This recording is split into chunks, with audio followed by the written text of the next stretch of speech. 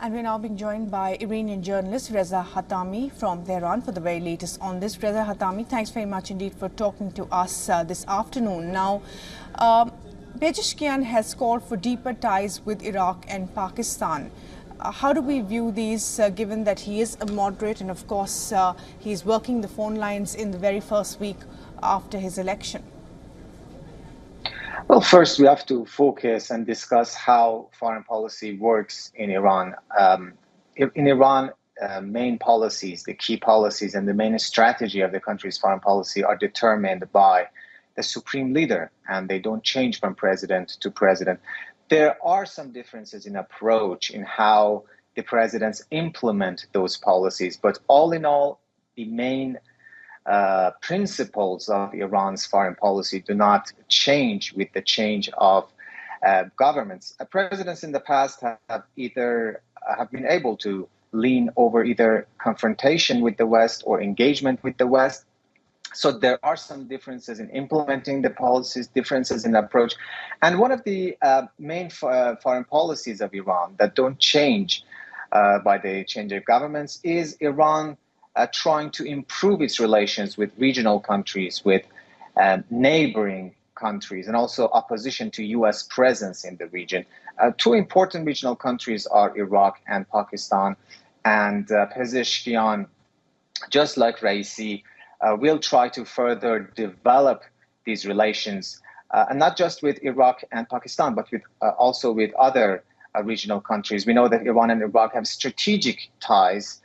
They have trade, economic, cultural, and religious ties. Millions of Iranian pilgrims go to Iraq during Arba'in pilgrimage, and with Pakistan as well. Of course, there were a brief episode of tensions between the two countries back in January when the two countries launched tit-for-tat attacks against each other's soil. But all in all, Iran and Pakistan also have good relations. Raisi visited Pakistan in April.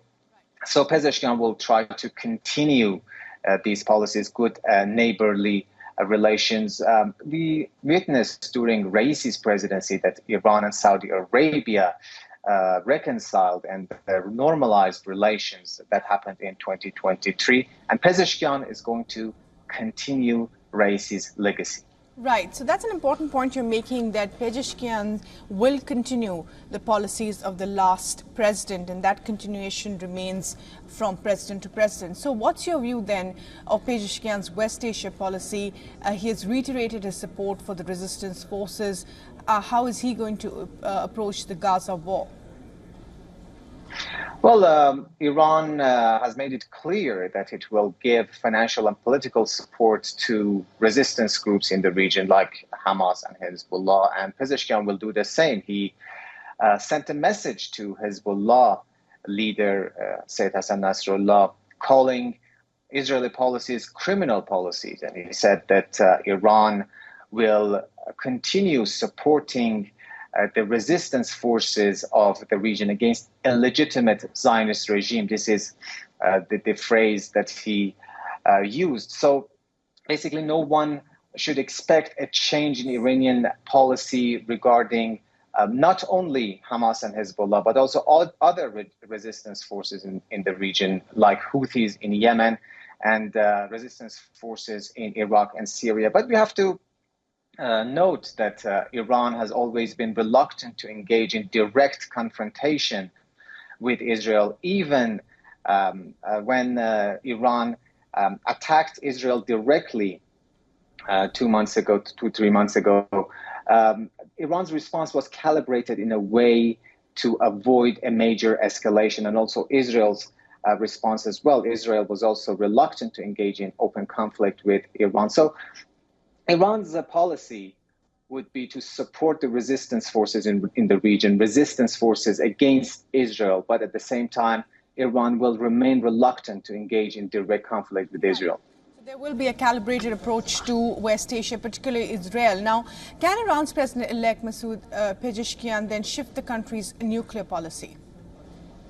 Well, there are several red lines in Iran's nuclear policy, and President-elect Pezeshkian will not cross them. The first one is Iran will never give up its nuclear program. The other is that Iran will never accept halting enrichment, uranium enrichment on its soil. But we know that Pezeshkian has supported the 2015 nuclear deal, says he wants to revive it. He says that he wants sanctions on Iran to be lifted. So he will be, he will push for giving concessions to the West.